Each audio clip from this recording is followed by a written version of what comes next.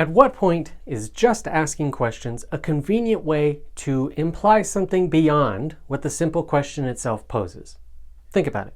We've all either asked or have been asked a question where the point was not really to get an answer, but more to ask the question itself. Of course, rhetorical questions also arise in the legal field in communications both inside and outside the courtroom. The point may not really be to get an answer to the question itself, but to point at something deeper or open the door to requiring further clarification on a deeper or more complex question we're looking to have answered. In today's case, when is asking for clarification on the terms of a trust more than just asking questions to clarify the trustor's intent, as opposed to actually challenging the terms of the trust itself? Or, to put it more plainly, when is a question not just a question, but a challenge to the construction of a trust? Well, a new case in California decided just this year may shed some light on that issue. Be sure to like the video, subscribe, and stay up to date on estate planning, finances, real estate, and tax law, especially as it pertains to us Californians. I'm attorney Andrew Bethel, and let's dive in. Today's case is Packard v. Packard, decided just this year by the 4th District Court of Appeals in California. Here we have two sons fighting over their deceased father's trust after dad decided to make some handwritten notes on his trust implying an unequal distribution. Dad created the trust and initially left the trust in equal shares to his two adult sons, with one of them serving as the successor trustee, the one in charge of carrying out that equal distribution. The father would later amend the trust to provide that the son to serve as trustee would receive the father's house, while the other son would receive a sum equal to the value of the residence, essentially keeping the 50-50 split, but specifying that one son's portion was to include the house and the other an equal portion of cash. 2 years later, the father appears to have handwritten the word 1/2 into the amendment, making the amendment read that the son receiving cash shall receive a sum equal to 1/2 the value of the trustor's residence. Dad later passed away in 2020, and the trustee's son began the administration process of father's trust by sending the required trustee notice pursuant to California Probate Code Section 16061.7, which, for those of you who have either been through this process before or have watched some of my videos, you know that that means the beneficiaries, in this case, the other son, will then only have 120 days from the receipt of this notice to challenge the terms of the trust. In this case, that notice was served in August of 2020, and the other son did not file a petition until May of 2022, asking the probate court to construe and reform the trust to reflect the late father's intent that his sons receive equal distributions from the trust. The trustee son, of course, filed a motion to have the judge throw out the case, arguing that although the petition was styled as one for construction or reformation, it was actually a trust contest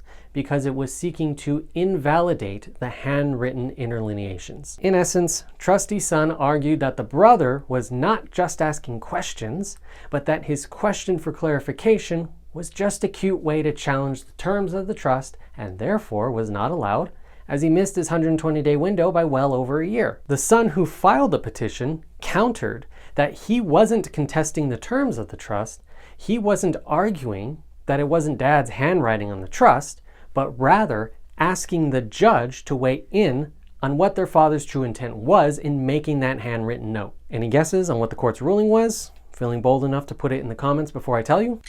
Well, if you thought the court would just find that this just asking questions routine was a way to challenge the trust and therefore the petitioning son missed his window by not doing so years ago, then you'd be right. But not actually.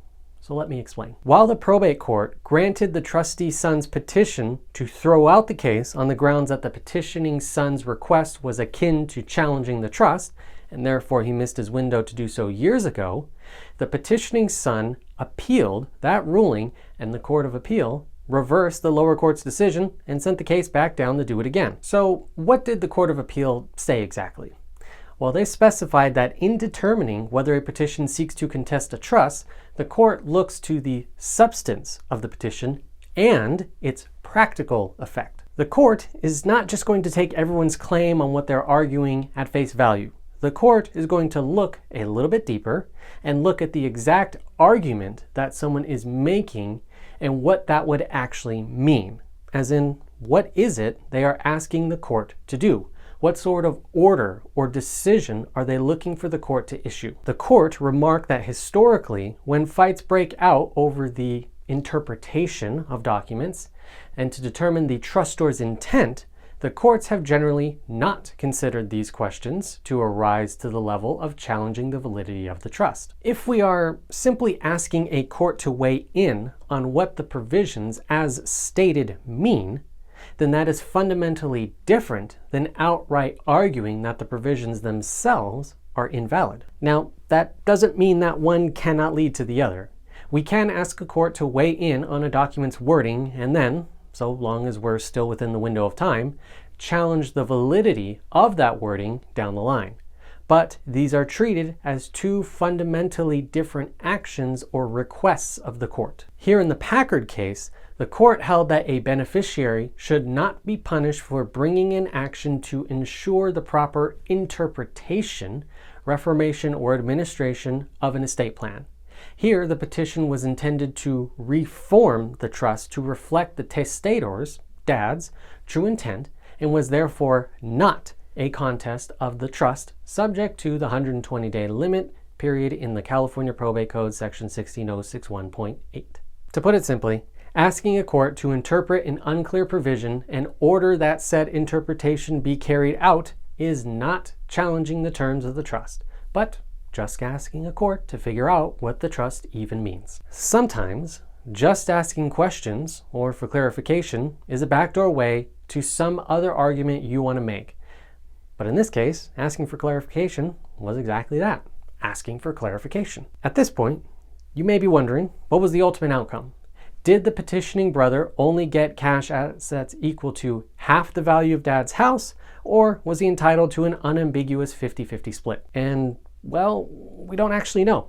The Court of Appeal explicitly expressed no opinion on the merits of the petition, but did note that it adequately alleged a mistake and specific intent enough to survive the lower court simply throwing out the matter. So now the brothers are back down in the lower probate court to determine just what dad meant when he hand wrote 1/2 on his trust document well over 5 years ago. We may never know the outcome of the case. The lower court may come to a decision, but the only way for us to know is if the court decides to publish it. However, the court may elect not to publish it. The brothers may also decide to simply settle the case out of court. In either of those cases, we'll never know the ultimate outcome of dad's little handwritten note. Additionally, whatever the court decides, the brothers are going to have to live with.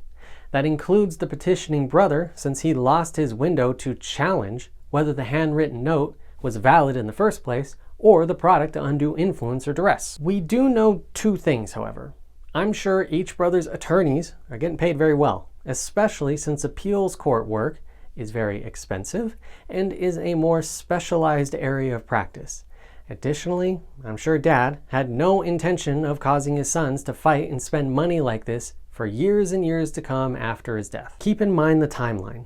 Dad died in mid-2020. The decision we talked about today was decided earlier this year, 2025. And all it held was that the brothers have grounds to argue this back and forth in court. Unless they went and settled this right after the Court of Appeals decision, they're looking at potentially another 2 to 4 years of litigation, during which time they're going to be gathering evidence of dad's intent, serving discovery on each other, and having to top off their attorney's retainers. This is something that I always stress with my clients.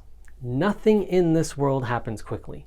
The longer it takes for parties to come to an agreement, the more money goes out the door to accountants, court fees, and ultimately attorneys. But with that, I won't keep you any longer. What did you think about today's case? Do you agree with the court that asking for clarification does not challenge the trust terms, or do you think the petitioning brother missed his boat? Have something else you want me to cover? Let me know down in the comments below. Be sure to like the video and subscribe for more. I'm attorney Andrew Bethel, and I'll see you at our next meeting.